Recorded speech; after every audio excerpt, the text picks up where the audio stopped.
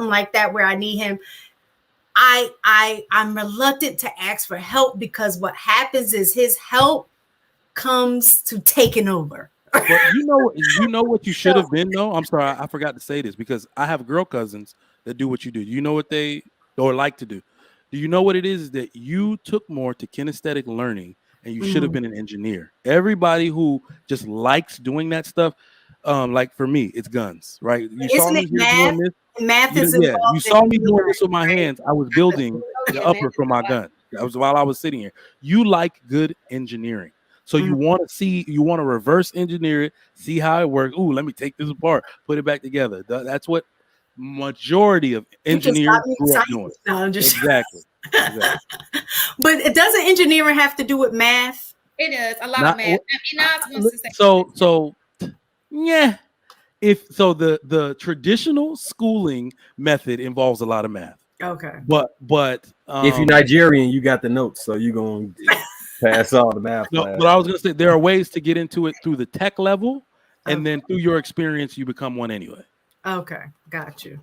So I wanted to say this, mistaken, because I've heard you say this before, and I don't think that really has anything to do with a lack of femininity. Because my dad taught me to do a whole lot of things that men are taught to do from a very young age. But what my father did teach me is that, listen, if your husband is not around, you can't be out here panicking and running around trying to figure out, how to do it, right? Okay. It's his job to do this, but in the event that he's not available, you also need to be prepared, right? Because you're still responsible for the household.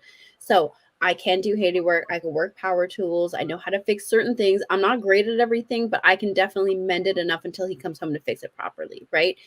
There's a level of self-reliance where I am not a child in this relationship, and I can make do in case of his absence. The other thing that I've learned from my father, right, is that a man should prepare his wife, right? We hear all the time that men are protectors and providers and how they're willing to lay down their life for a woman. That man has not prepared that woman to live life. Should that reality come to fruition, he's not done his job properly, right?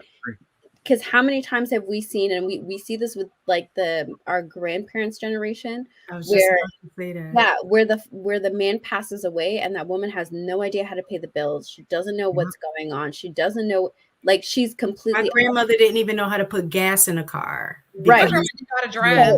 That happened with my mom when my father died. Can I just say one thing, chaotic? I know you're on your stomach eating Rocky Road ice cream. I am on my side right now. Listening to Britney Spears. But can you please? I am on my side. What's up? Can you please cam up so we can involve you in the conversation? I'm sorry, No, you want me to cam up right now? Well, but put the Rocky Road up and put some bottoms on. I know you just take off your silk robe, bro. Take off your silk robe. This is what he just said. The funny thing is, he's actually right about that. I can look into it too. I'm telling you, you look like you bugged the administrative office to death. They don't like you coming in the office. Like, damn, where'd you go? Because I'm gonna ask why. I'm gonna be like, well, why? Because I like to know the why behind things. Yeah, I'll do it, but I just need to know why. And Chad looks like at 2:25 when the bell rings, she's out. She's out the door. She's like, no. I gotta leave. Huh? What'd you say, Chad? I got it 2:10. Yeah, you right out the door with the kids. You don't do bus duty or nothing. She's trying to act like she on duty, but she really be standing by the door. So I do morning duty. Yeah. I can tell Miss Staken does bus duty. She tutors. She goes to volunteering after work. She leaves like 6 o'clock. I'm like, oh my God, girl. No, I forget that. She'd always be like, "You still at work?" I sure do. I doing what?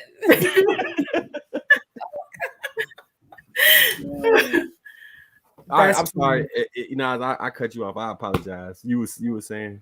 We had a whole nother topic, but I'm going to table it for next week. No, it's all good. I was just reaffirming mistaken, right? Like, having that skill set is not a lack of femininity or a lack of presentation of femininity. That in fact, you are an asset to your husband, that you are able to do these things because you're not taking that skill set and using it to fight the dynamic of your husband, right? You're contributing to the household, and I think that's where things kind of get blurred a little bit. It's just a hobby of hers. She don't even look at it that way. She's just like, oh, I just like what I'm doing. There is one thing that I think is itching me that I need to say, because people will say prepare your wife, and I absolutely agree with that. But the one thing y'all don't ever talk about is some wives don't want to be prepared. They are extremely dainty and don't want to do, like, when you sit there and try to teach them certain things, they are look at you. Like, so people be like, prepare your wife, and like some women literally do like this, like their hands are broke. Everything you try to do it, and they'll continue to do that. So you'll stop trying to teach them. Like, I love how we be like, prepare your wife. She's supposed to be able to. She don't want to do that shit. Try to take her to the tire. She's like, I gotta put my whole body on it. I have to put my whole body on. It's hopeless. My mom was like that. No, it's hopeless for some women. So listen, babe, that's too much. That's too much. That's her. Can you do it? So dirty. Why do I have to do it?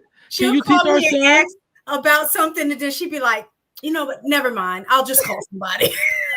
Like, do y'all know how these women behave? Like, what? Teach her what?